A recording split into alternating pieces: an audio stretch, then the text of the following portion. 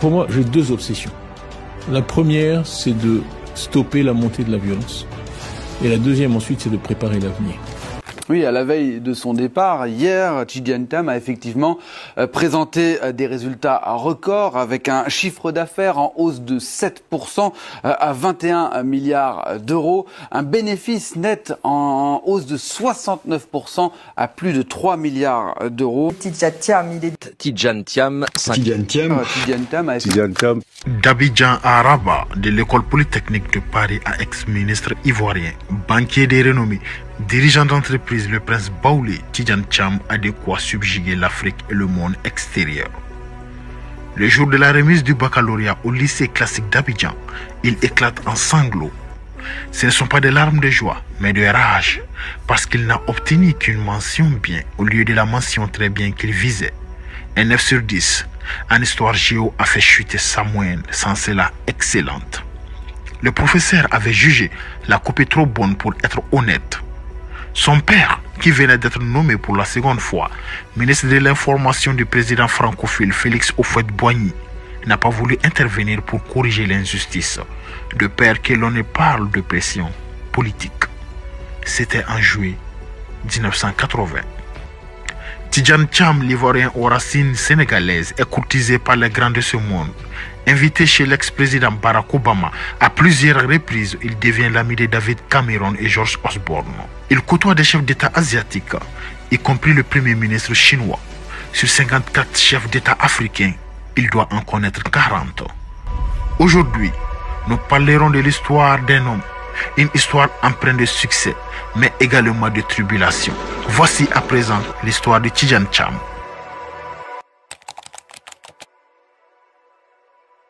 Dernier de 7 enfants, Tidjane Thiam a toujours voulu être le meilleur. Né en Côte d'Ivoire, il est issu de 2 familles africaines influentes du Sénégal et de la Côte d'Ivoire. C'était en 1962. Sa mère, Marietou, issue d'une noble ligne de Yamoussoukro, était la nièce de Félix Houphouët-Boigny, ancien et premier président de la Côte d'Ivoire. La mère de Tidjane Thiam n'avait pourtant appris à lire qu'une fois adulte, lorsque les plus grands de ses fils étaient entrés en collège. Le grand-père, Papa Sow, avait refusé de l'envoyer à l'école des Blancs. Elle a été une qui a beaucoup influencé Tidjane Thiam. Son père, Amadou Thiam, est un immigré ivoirien. Né en 1923 à Dagana, sur les rives du fleuve Sénégal, 2000 km au nord-ouest d'Abidjan, Amadou Thiam avait été inscrit d'autorité à l'école républicaine malgré les réticences de son père. Et compte tenu de l'excellence de ses résultats, Amadou avait pu partir en France métropolitaine, d'où il était revenu diplômé de l'Institut international du journalisme de Strasbourg. À 36 ans, il devient directeur de la radio Côte d'Ivoire, dans sa patrie d'adoption avant d'être nommé ministre de l'Information en février 1963. En ce moment, Tidjane Thiam a 7 mois et la vie s'ouvre à lui. Seulement voilà, en août 1963, après quelques mois au ministère, son père est arrêté avec une trentaine de personnes soupçonnées d'avoir fomenté un complot contre le président. Finalement mis hors de cause, Amadou Thiam est nommé ambassadeur au Maroc en 1966. Tidjane Thiam a commencé l'école beaucoup plus tard que ses frères et sœurs. Mes sœurs n'ont pas d'enfants. Ma cousine Gremba n'a pas d'enfants. Nous formons, dans notre famille, nous sommes 4. 2 sœurs et 2 cousines. Mes 2 sœurs n'ont pas d'enfants. Une de mes cousines n'a pas d'enfants. Seule, la plus jeune, Amoui, la fille de ma tante Yamousso, la petite Yamousso, qui grâce aux alliances avec du sang étranger a pu avoir d'enfants. Grâce à Thiam qui est ici. De par la coutume, ce sont eux mes héritiers directs, ses enfants à lui. Des jeunes gens intelligents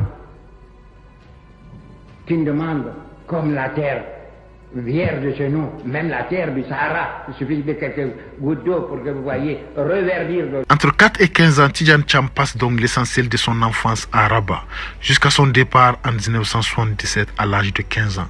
Après avoir fait une partie de ses études au lycée classique d'Abidjan, Tidjane part En 1980, en classe préparatoire au lycée privé Sainte-Geneviève à Versailles, en France. En 1982, Tidjane Thiam est le premier Ivoirien à réussir le concours d'entrée à l'école polytechnique de Paris. Tidjane, tu étais admissible aux 3 grandes écoles, Polytechnique, Centrale et l'école des mines, et pourtant tu as choisi Polytechnique. Pourquoi? Y a-t-il une raison particulière? Si j'ai choisi l'école Polytechnique, c'est parce que je crois que c'est celle qui dispense la formation scientifique la plus large et la plus étendue, et qui rend donc plus facile une spécialisation ultérieure. Tidjane Thiam a été choisi pour être devant le défilé du 14 juillet pour la fête d'indépendance de la France. Un choix non fortuit, car selon un des professeurs de l'Institut Polytechnique de Paris, Tidjane Thiam était un étudiant remarquable, plein de dignité et d'humilité. Élu 2 ans plus tôt, le président François Mitterrand est toujours en état de grâce et 1 mois et demi avant le défilé, le Sénégalais Léopold Sédar Senghor a été le premier Africain admis à l'Académie française. 2 ans plus tard, en 1984, Tidjane Thiam sort diplômé de l'école polytechnique. Après Polytechnique, il entre à l'école des mines, dont il sortira major de sa promotion en 1986. Seulement, malgré un excellent stage en entreprise chez Air Liquide, le géant français du gaz industriel, où il avait fait un travail remarqué sur le calcul d'échange de salaires multiplaquants, Tidjane Thiam n'avait reçu presque aucun entretien d'embauche. La France tant idéalisée se transforme en illusion. La frustration monte et les émotions s'entremêlent. Le directeur des études de l'école des mines, Gilbert Freda, ayant remarqué cette différence de traitement, lui conseille alors de s'orienter vers les anglo-saxons. Cette même année, il reçoit une bourse pour passer le MBA de l'INSEAD. En 1988, à 26 ans, il obtient son MBA à la prestigieuse INSEAD à Fontainebleau, véritable usine à grand patron, et rejoint le cabinet McKinsey. En 1989, il prend une année sabbatique pour suivre le programme des jeunes professionnels de la Banque mondiale à Washington, D.C. C'est aussi là qu'il rencontre Annette, une afro-américaine de Pennsylvanie qui deviendra sa femme. Il retourne sur McKinsey en 1990, d'abord à New York, puis à Paris. En décembre 1993, le premier président ivoirien Félix Houphouët-Boigny et Henri Konan Bédié lui succèdent. En avril 1994, à la demande du président Henri Konan Bédié, Tidjane Thiam accepte, à l'âge de 31 ans, le poste de directeur général de la direction et le contrôle des grands travaux DCGT, devenu le Bureau national d'études techniques et de développement, BNET-TD, en 1996, à Abidjan, organisme de développement des infrastructures et de conseil économique. Les premiers mois étaient difficiles après sa prise de fonction. J'ai été nommé en Côte d'Ivoire en 1994. Mon premier job de directeur général, j'avais 31 ans et le ministre des Finances, à la fin de mon entretien, il m'a dit bon, on a oublié de te dire, c'était en avril 1994, il me dit on n'a payé aucun salaire depuis octobre, donc tes 4000 employés ils ne sont pas payés, il me dit bonne chance. Donc mon premier, et il me dit on peut payer personne avant octobre prochain. Donc mon premier rôle de directeur général, c'est diriger une entreprise qui ne payait pas de salaire. À ce poste, il doit gérer les lourdes conséquences de la dévaluation de 50% du franc CFA au début de l'année 1994 et assure également des négociations avec le FMI et la Banque mondiale alors que la situation financière du pays est très dégradée. Il faut tout revoir, les salaires, les tarifs de l'eau, de l'électricité, etc. Son rôle le plaçait au cœur de beaucoup de ces discussions. Il lui faut donc trouver des solutions à plusieurs défis. Moi, j'ai été responsable du développement des routes en Côte d'Ivoire. C'est toujours la même histoire. Les experts de la Banque mondiale vous disent mais on ne peut pas financer cette route. Pourquoi? Parce que les études de trafic disent qu'il n'y a pas assez de trafic. Ah oui, mais la route n'est pas bitumée. Donc la raison pour laquelle ce tronçon de 60 km, il n'y a pas de trafic, c'est parce qu'il faut 8 heures pour faire les 60 km.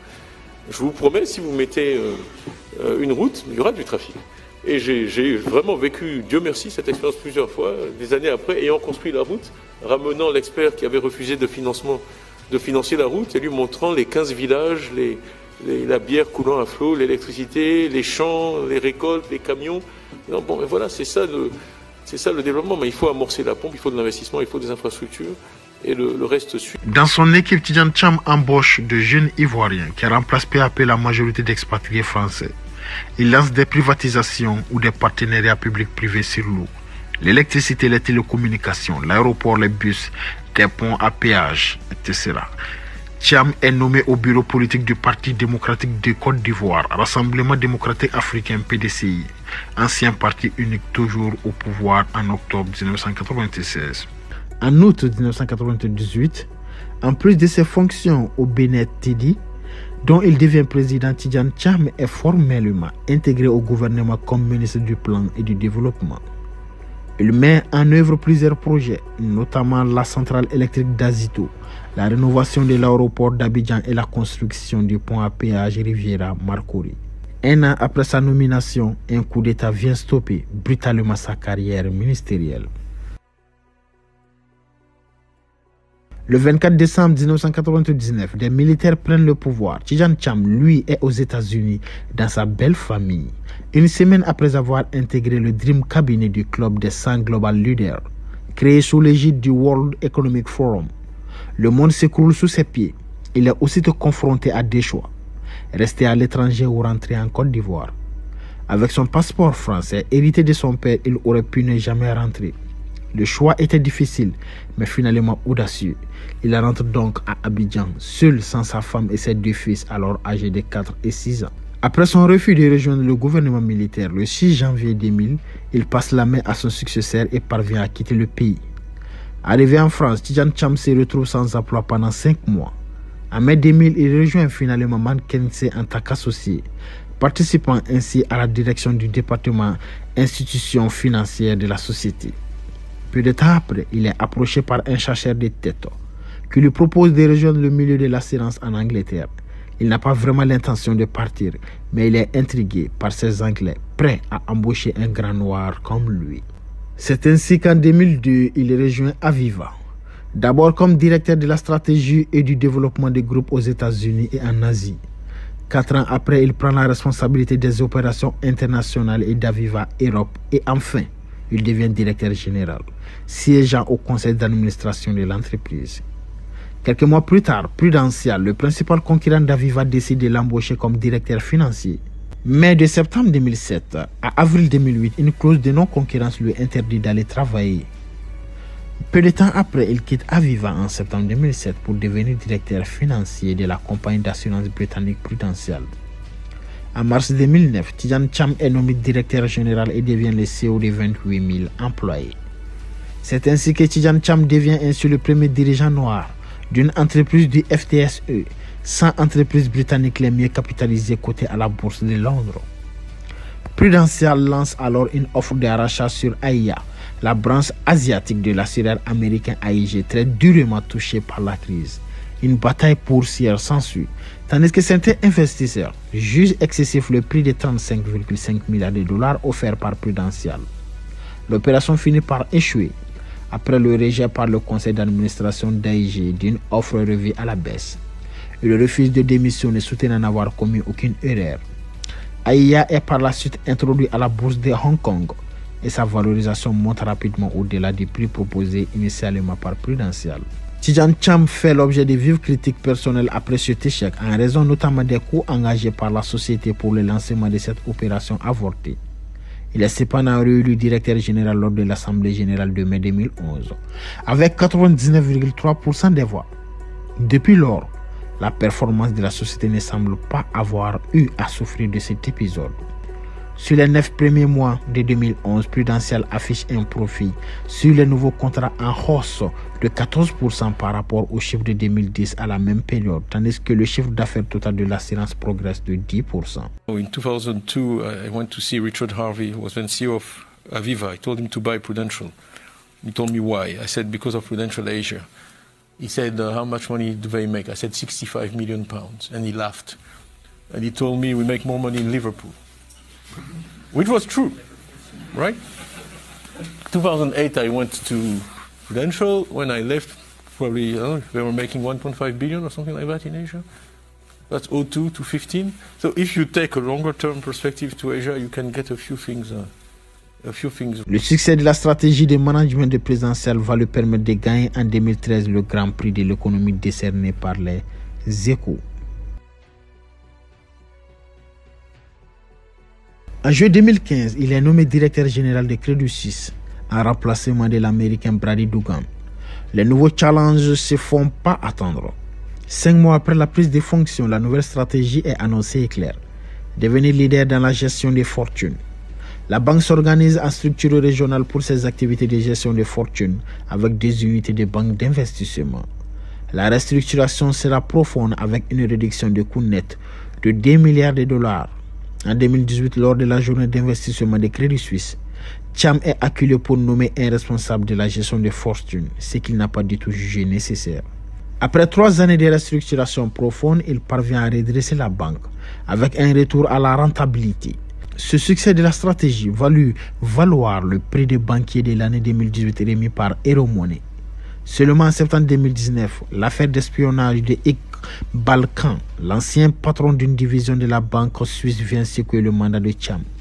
Tidjane Thiam aurait embauché des détectives pour le surveiller afin de l'éviter qu'il amène des employés avec lui dans une entreprise rivale. Toutefois, une enquête montre que Thiam n'avait pas autorisé la surveillance et n'était pas au courant. En 2019, l'affaire fait scandale et Tidjane Thiam est forcé à la démission en février 2020. 2 mois après sa démission du Crédit Suisse, Thiam est approché par le président sud-africain qui est président en exercice de l'Union africaine pour mobiliser un soutien économique au niveau international pour aider les pays africains à faire face à la pandémie de Covid-19. En novembre 2020, le banquier ivoirien est nommé par le gouvernement rwandais à la tête du conseil d'administration du Rwanda Finance Limited. Bien avant novembre, Tidjane servait déjà au conseil d'administration de Kering depuis juin 2020. Son mandat prendra fin à l'issue de l'Assemblée générale, appelée à statuer sur les comptes clos le 31 décembre 2013. Après avoir passé 20 années en France et aux États-Unis, Tidjane Thiam retourne en Côte d'Ivoire le 8 août 2022. Il est reçu par l'actuel président de la République, Alassane Ouattara, à Abidjan le 8 août 2022, puis à Douakourou par l'ex-chef d'État Henri Konan Bédié le lendemain. Henri Konan Bédié, président du Parti démocratique de Côte d'Ivoire, Rassemblement démocratique africain, depuis 1994, maire le 1er août 2023. Un 8e congrès extraordinaire est organisé en décembre 2023 pour élire un remplaçant et Tidjane Thiam est candidat à la présidence. Plus de 50 des 63 députés du PDCI ainsi que les chefferies traditionnelles Akan apportent leur soutien à Thiam, qui est considéré comme le favori du scrutin. Le 22 décembre 2023, Tidjane Thiam est élu avec 87,5% des voix comme dirigeant du PDCI lors d'un congrès qui s'est tenu à Yamoussoukro. À présent commence pour Tidjane Thiam la conquête du pouvoir suprême ivoirien. Merci et à la prochaine.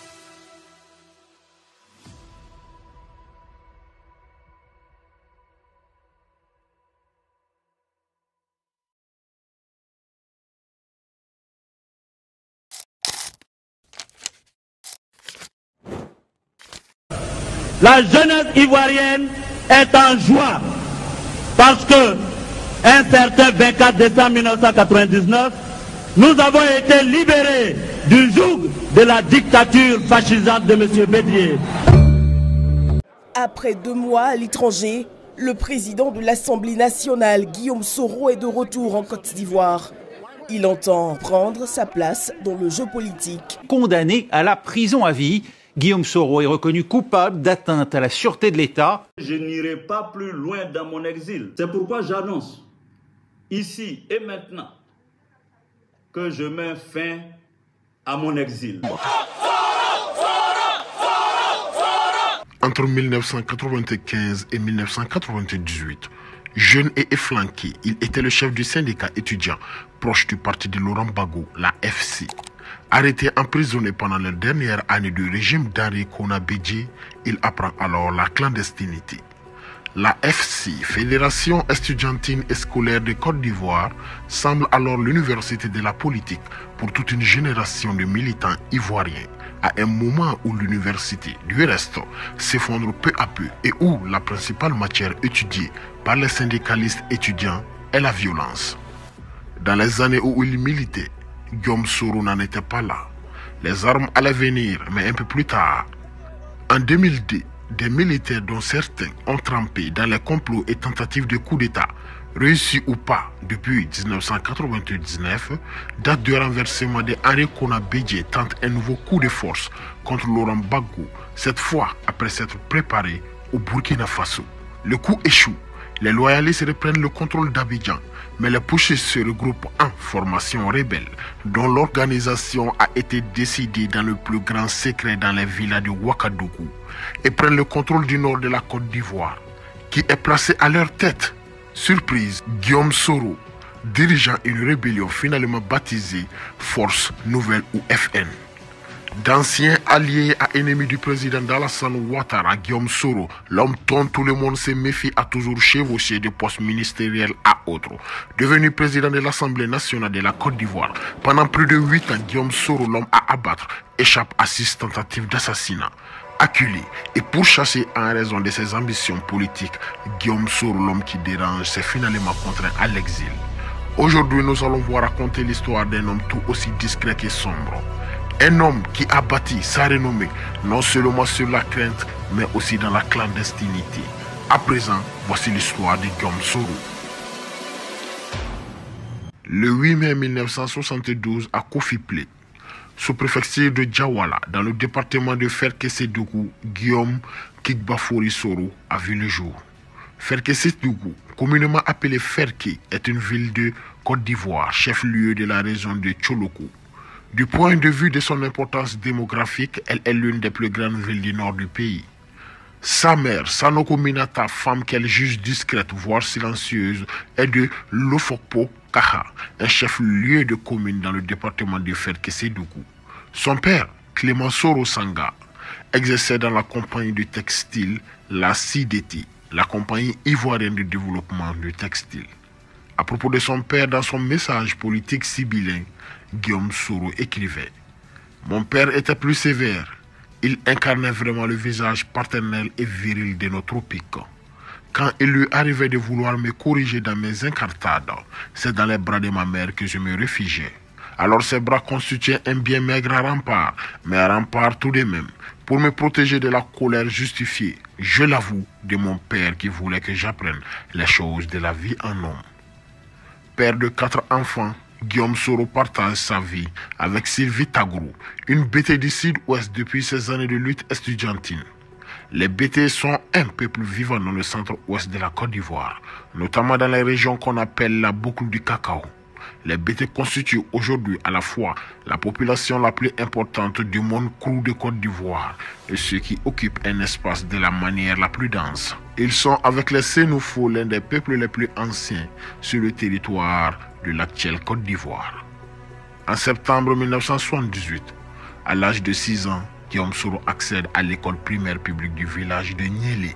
Vu son âge, la direction de l'école n'accepta pas de le prendre comme un élève plein. Il fut admis à l'école au départ comme élève bénévole. Heureusement, son premier instituteur lui donna alors sa chance en l'admettant d'office comme élève plein au cours préparatoire à 6 ans et demi. Il termine l'année scolaire au rang de 7e de la classe. En 1988, Guillaume Soro décroche son brevet d'études au premier cycle BPC au petit séminaire de la ville de Katiola.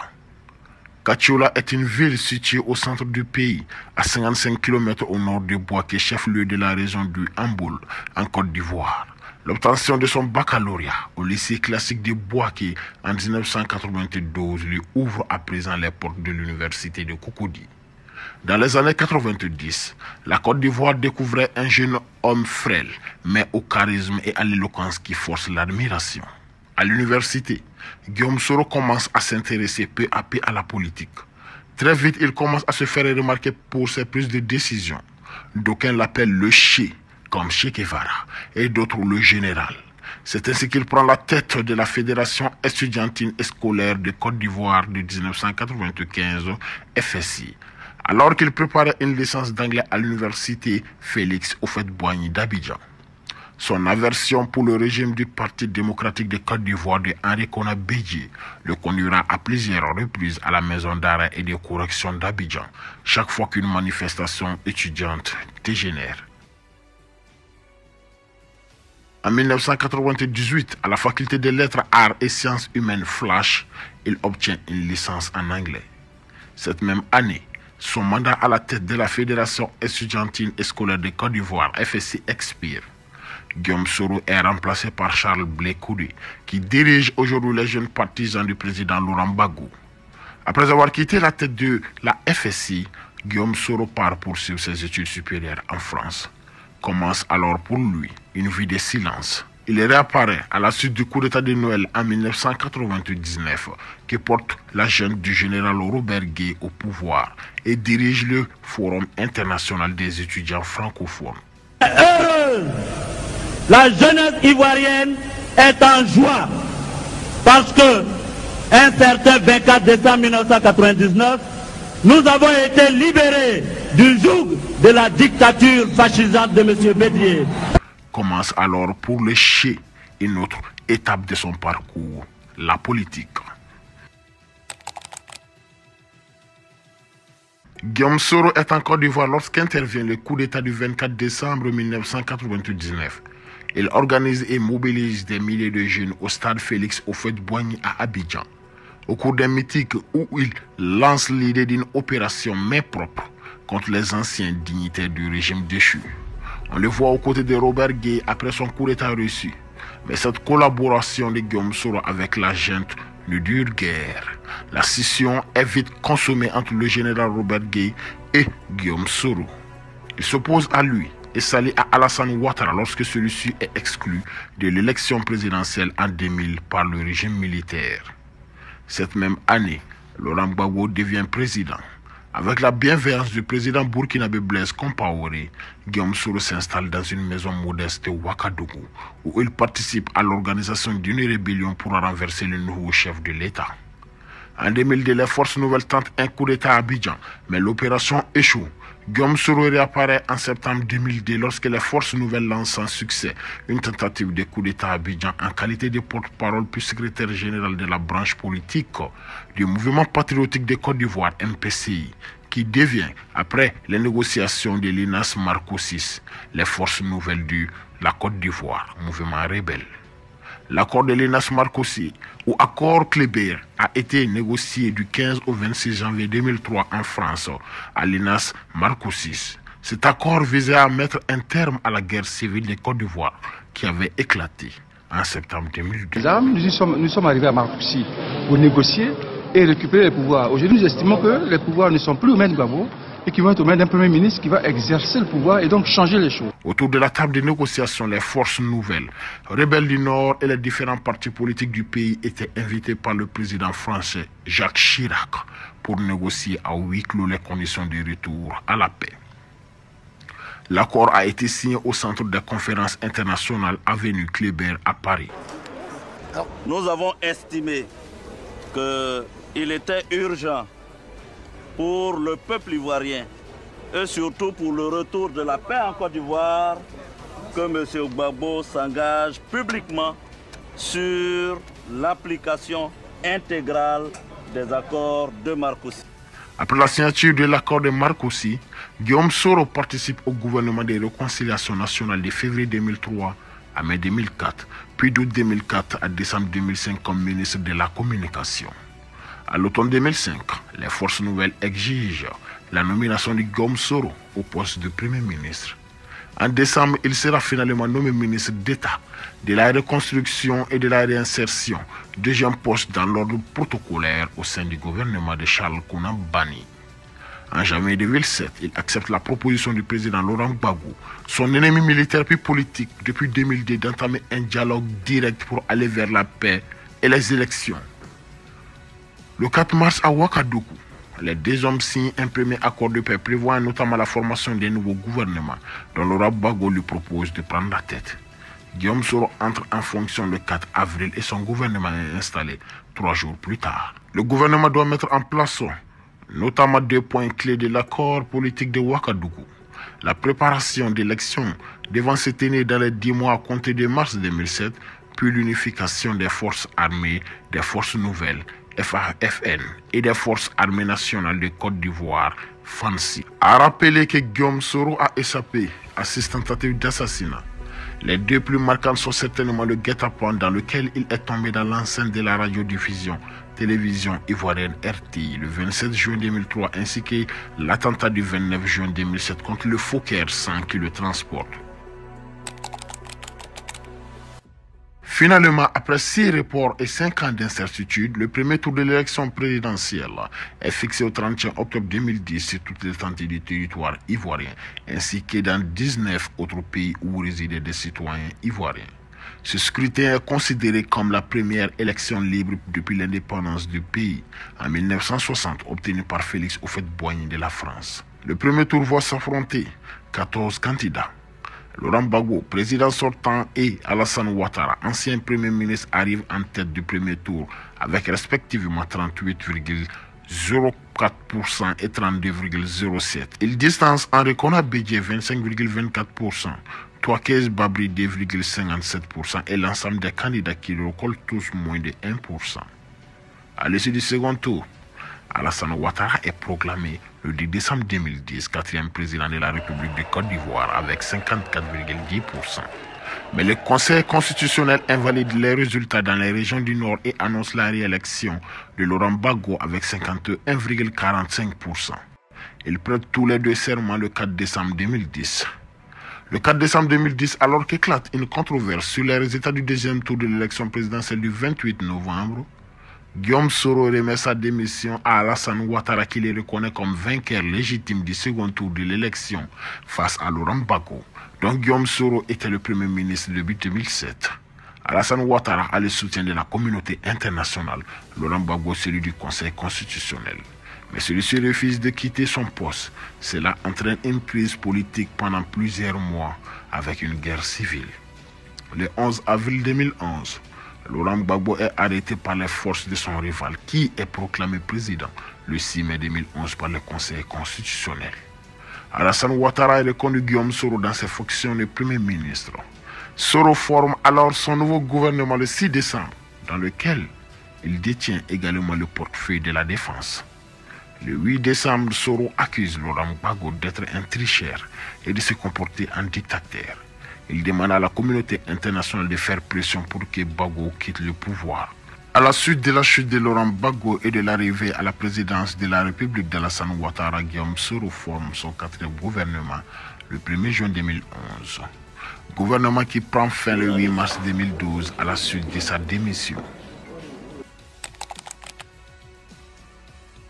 Le 12 mars 2012, Guillaume Soro est élu à l'unanimité président de l'Assemblée nationale, ce qui fait de lui le deuxième personnage de l'État.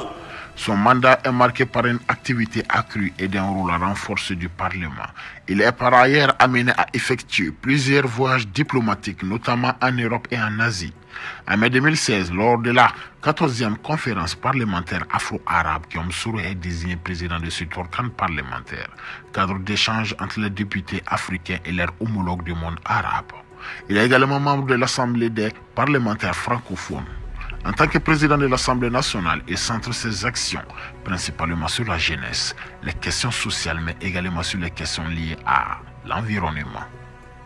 Il appelle régulièrement à une lutte plus efficace contre les inégalités et à une croissance plus inclusive, en assurant une meilleure répartition des fruits de la croissance. Lors de son discours de Nouvel An au personnel de l'Assemblée nationale et aux députés, il invite d'ailleurs ces derniers à placer la dernière année de la législature sous le sceau du social et de la solidarité aux plus vulnérables. Il déclare également l'année 2016 comme année de solidarité. Au lendemain de l'attentat de Grand Bassam en 2016, Guillaume Soro fait part de ses propositions de réformes en matière sécuritaire. Il propose ainsi de créer des unités antiterroristes ou des forces spéciales afin de faire face à la menace terroriste grandissante.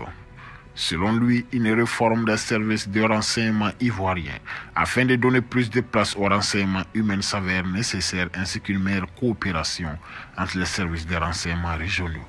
Afin d'apaiser des tensions religieuses susceptibles d'être exploitées par des mouvements terroristes, il se prononce en faveur d'un État laïque et appelle à une pacification des relations entre le nord musulman et le sud chrétien et animiste. Il est réélu président de l'Assemblée nationale en 2017. À l'issue des mutineries de janvier et mai 2017, l'ancien chef rebelle est accusé par une partie de l'entourage du président d'Alassane Ouattara d'avoir encouragé, voire fomenté cette dernière. La presse internationale se faisant l'écho de son rôle trouble. Ces accusations se fondent notamment sur la découverte d'un important stock d'armes à Bouaké, dans une maison appartenant à son directeur du protocole, Souleymane Kamagate Kone, alias Soul to Soul. Et ce, bien que Guillaume Soro assure que les armes étaient stockées là depuis la crise post-électorale de 2011. À la suite des vives tensions qui l'opposent au président Ouattara des suites de cette affaire, le chef de l'État annonce fin janvier que Soro présentera sa démission du poste de président de l'Assemblée nationale le mois suivant. Soro ne rejoint pas le nouveau parti, Rassemblement des Oufétistes pour la démocratie et la paix dirigé par Ouattara, et annonce sa démission le 8 février 2019 au cours d'une session extraordinaire de l'Assemblée nationale. En octobre 2019, Soro annonce sa candidature à l'élection présidentielle d'octobre 2020. Dans la foulée de l'annonce de sa candidature, Guillaume Soro lance un mouvement citoyen, Génération et Peuple solidaire, qui vise à réunir l'ensemble des organisations pro-Soro, comités politiques, Mouvement pour la promotion des nouvelles valeurs en Côte d'Ivoire MVCI, Rassemblement pour la Côte d'Ivoire RACI, Alliance nationale pour le changement ANC, en vue de l'élection présidentielle.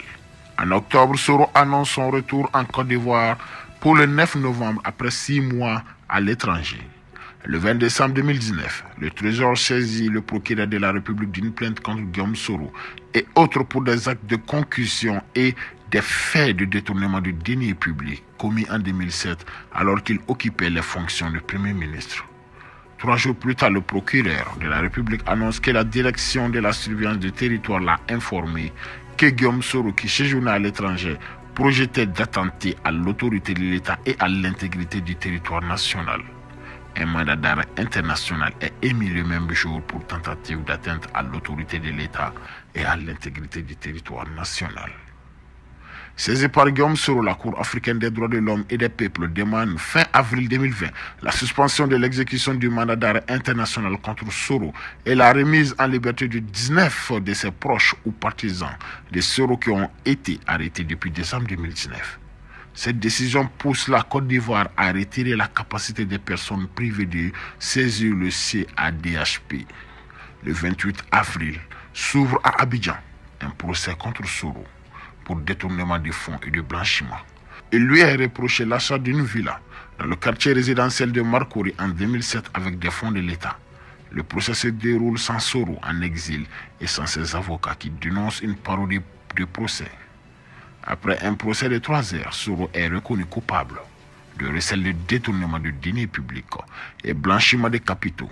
Il est condamné à 20 ans de prison, 4,5 milliards de francs CFA d'amende et à la privation de ses droits civiques pendant 5 ans. En novembre 2020, étant en exil en France, le président français Emmanuel Macron déclare que la présence de Guillaume Soro en France n'est pas souhaitée. Après l'appel de Soro à une insurrection en Côte d'Ivoire pour protester contre le troisième mandat contesté du président Alassane Ouattara. Selon RFI, la France aurait demandé à Soro de quitter le territoire français. En mai 2021, Guillaume Soro est jugé par contumace pour atteinte à l'autorité de l'État, complot et diffusion de fausses informations tendant à jeter le discrédit sur les institutions et le moral des populations.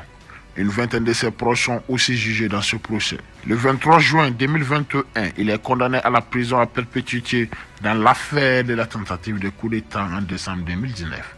La justice ivoirienne émet à son encontre un mandat d'arrêt international. En mai 2023, Guillaume Soro annonce son intention de présenter sa candidature pour l'élection présidentielle de 2025. En novembre 2023, il déclare avoir été victime d'une tentative d'enlèvement en Turquie où il réside de la part des policiers ivoiriens. Soro annonce le même mois mettre fin à son exil. Cette annonce est perçue comme celle d'un retour en Côte d'Ivoire ou dans un autre pays africain. Le 13 novembre 2023, il est reçu à Niamey par le général Abdourahmane qui a pris le pouvoir au Niger après le coup d'État qui a évincé Mohamed Bazoum du pouvoir le 26 juillet 2023. Quelques jours plus tard, il est reçu par le président de la transition au Burkina Faso, le capitaine Ibrahim Traoré. Pensez-vous que Guillaume Soro pourra de sitôt refouler le sol ivoirien? Donnez-nous votre avis en commentaire.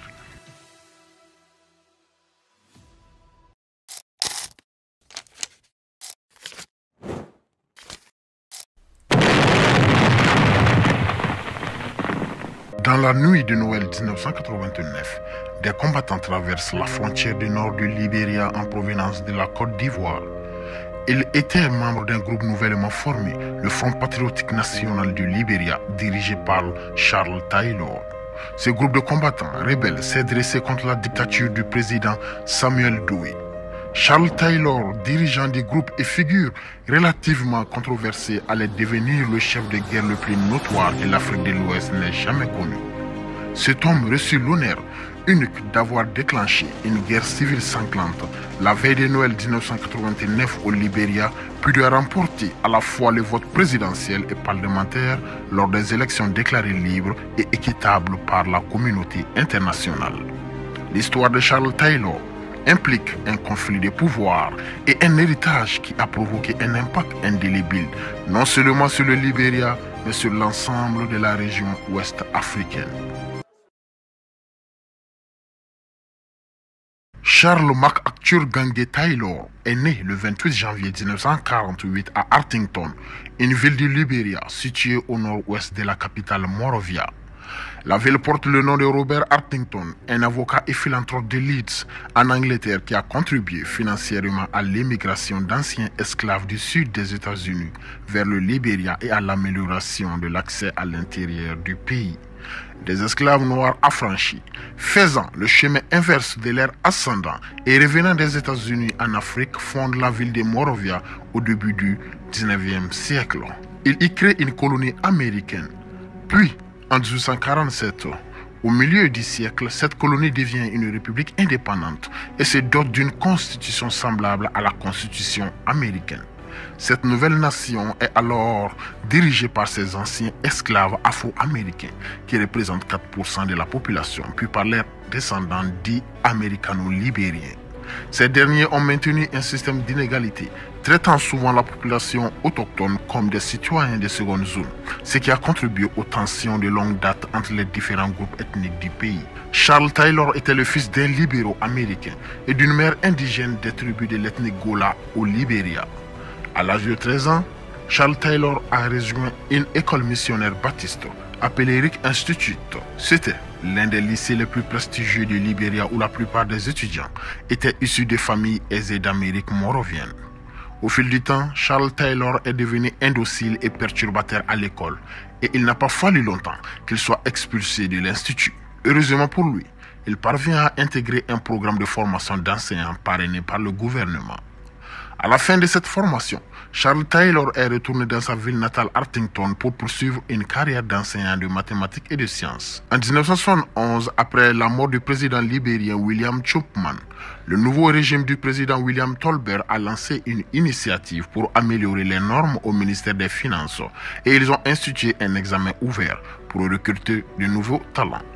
Charles Taylor a passé à l'examen et a obtenu un poste de comptable junior à temps plein au ministère des Finances. Profitant d'une occasion inespérée en 1972, Charles Taylor est parti aux États-Unis pour poursuivre des études supérieures, où il obtient en 1977 un diplôme en économie au Bentley College dans le Massachusetts.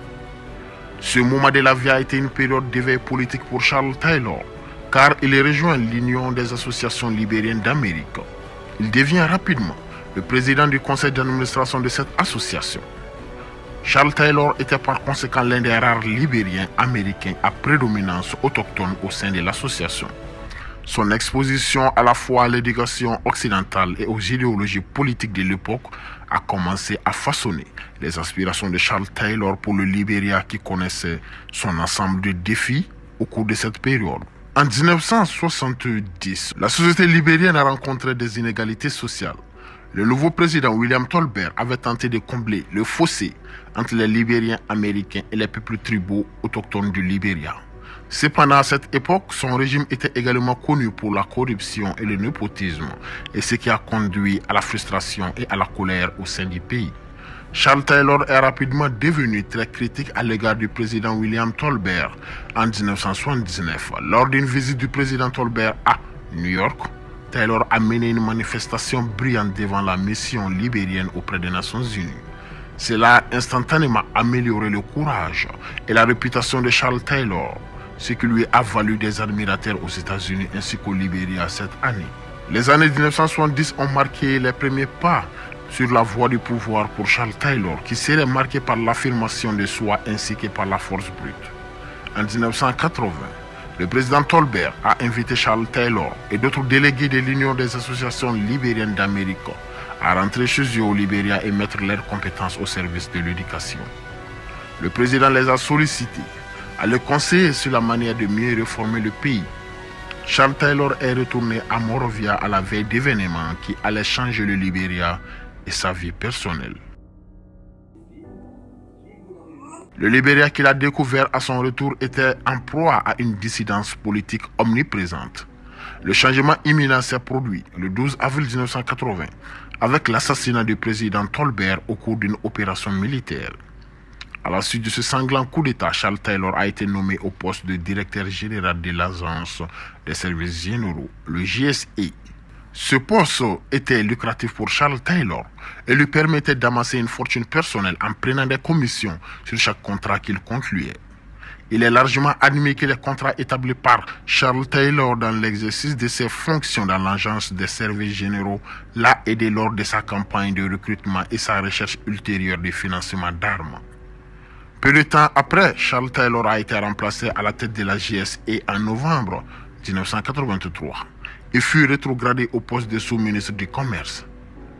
Lorsqu'il a été accusé de détournement de près d'$1 million de fonds publics, Taylor a fui aux États-Unis à la fin de 1983.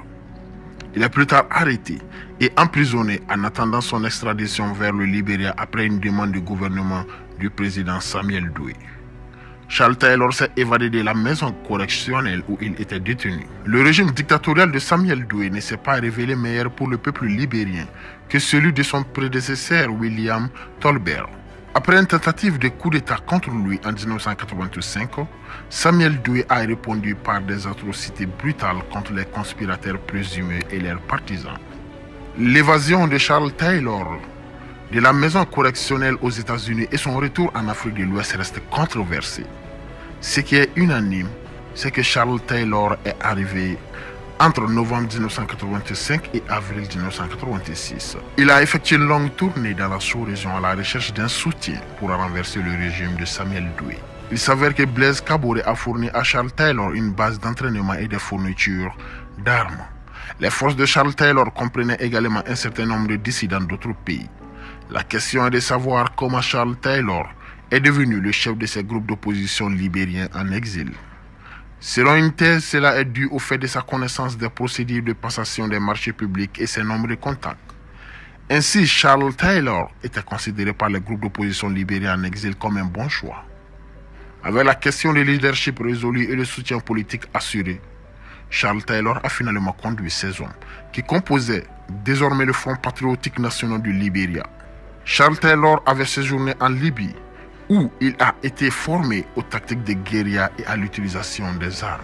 À cette époque, la Libye sous Muammar Kadhafi était toujours à la recherche des moyens de saper les régimes pro-américains, dont le régime de Samuel Doe au Libéria. Tout étant réuni, Charles Taylor était enfin prêt à lancer sa rébellion.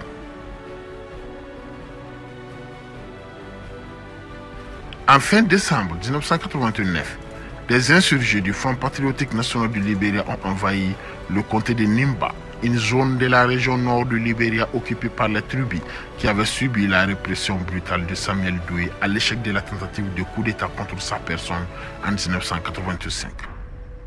Plusieurs figures clés du mouvement de Charles Taylor étaient des exilés publics locaux comme Charles Taylor.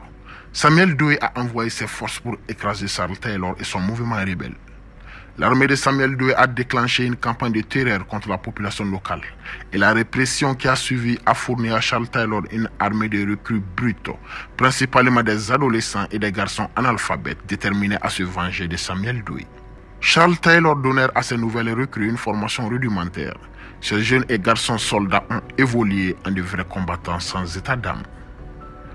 L'un des membres importants du mouvement de Charles Taylor était un homme du nom de Prince Yomi Johnson.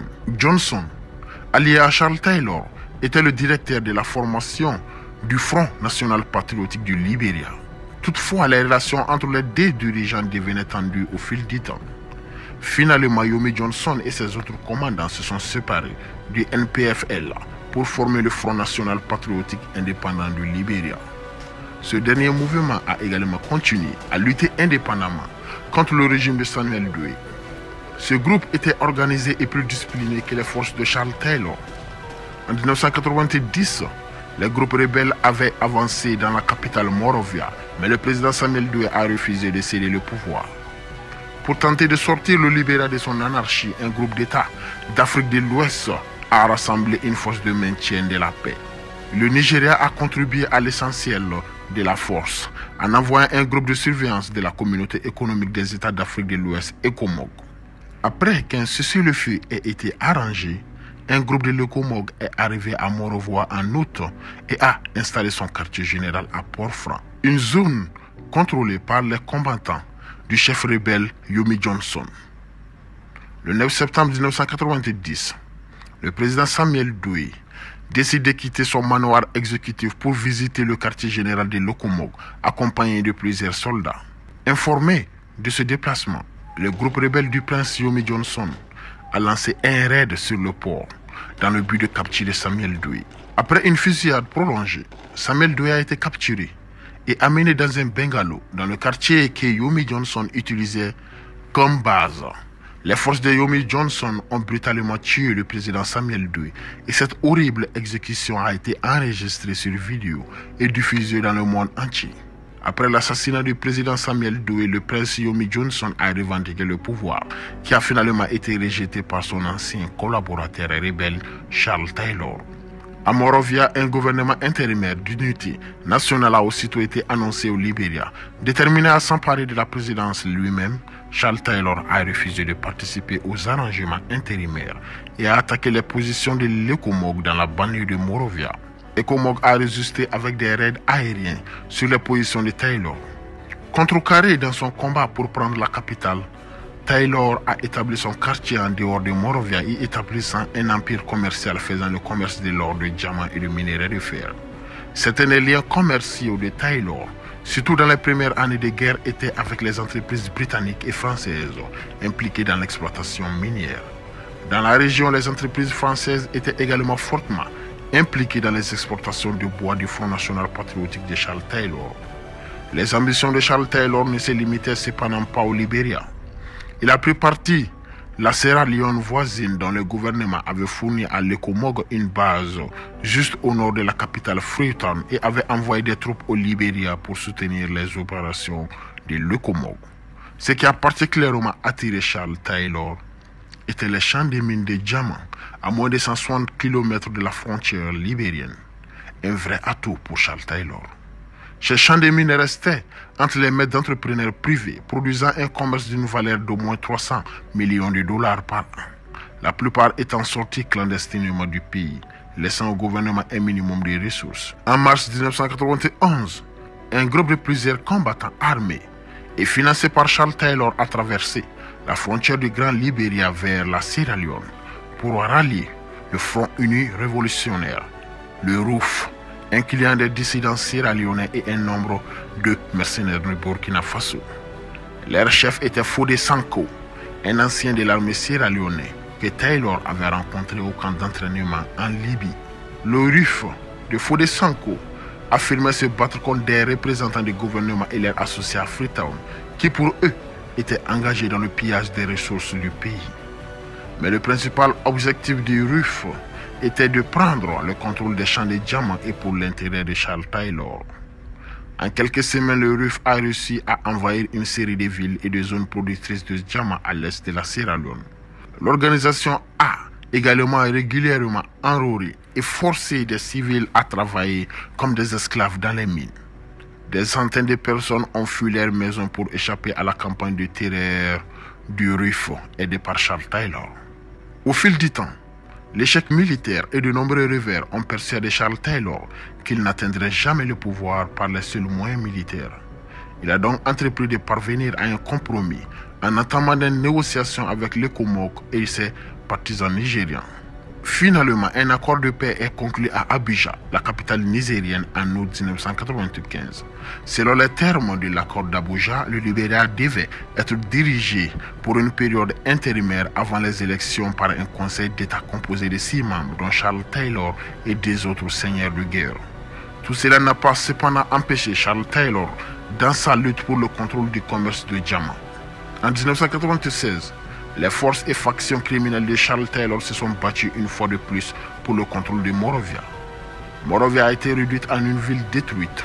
Quelques mois plus tard, en 1996, les seigneurs de guerre du Libéria se sont de nouveau réunis à Abuja pour signer un nouvel accord de paix. Cette fois, les gouvernements d'Afrique de l'Ouest ont exigé un respect rigoureux, menaçant les seigneurs de guerre de sanctions, notamment le gel de leur avoir, une interdiction de voyager et la possibilité de les poursuivre pour crimes de guerre.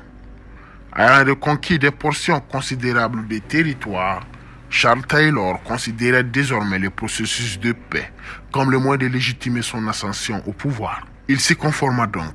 Avec les autres seigneurs de guerre, il transforma sa milice en parti politique et accepta de participer à la démobilisation et au désarmement.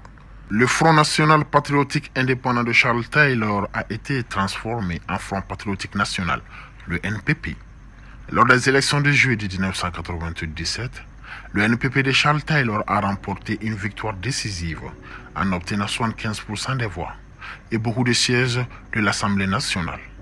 Taylor a été investi comme le 22e président de la République du Libéria le 2 août 1997. Les élections, malgré les difficultés, ont été tout simplement libres et équitables par la communauté internationale. La question qui se pose cependant est de savoir pourquoi tant de Libériens, après ce qu'ils ont vécu, se sont transformés et ont donné leur vote à l'un des principaux architectes de leur misère. L'explication qui est courante est que les Libériens n'ont pas voté par amour pour Charles Taylor, mais par désir de paix et de stabilité. De nombreux Libériens croyaient que si Taylor perdait lors de l'élection du Libéria, le retour à la guerre était assuré.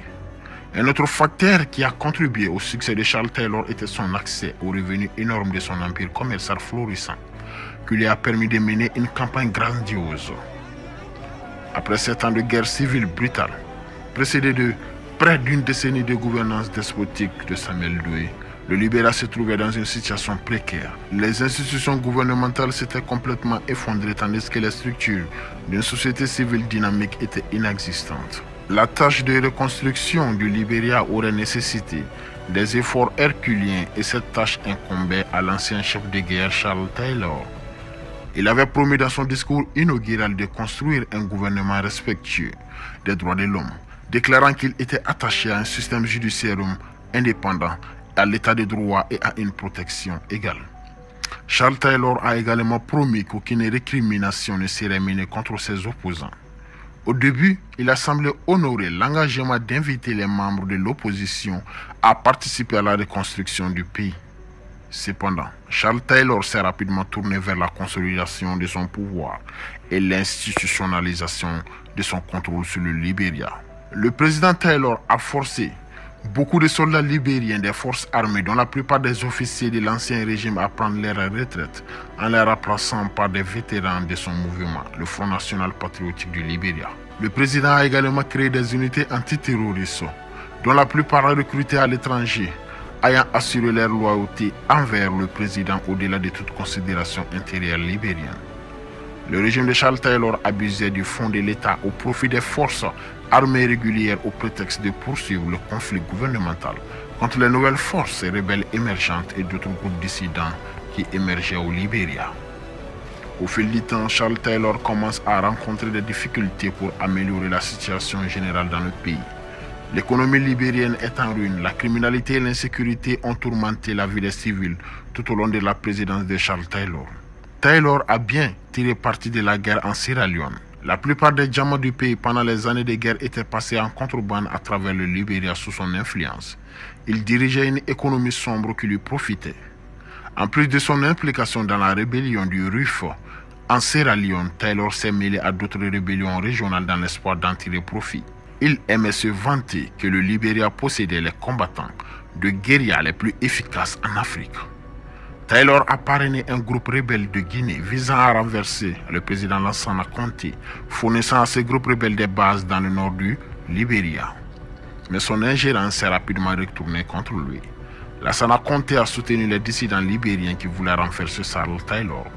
En 1999, un nouveau groupe appelé les Libériens Unis pour la Réconciliation et la Démocratie ont élu deux maires au nord-ouest du Libéria en utilisant la Guinée comme base aérienne. Irrité par les ravages que Taylor a continué à s'aimer au Libéria et à l'étranger, les gouvernements occidentaux ont imposé un embargo et des sanctions commerciales contre le Libéria et une interdiction de voyager.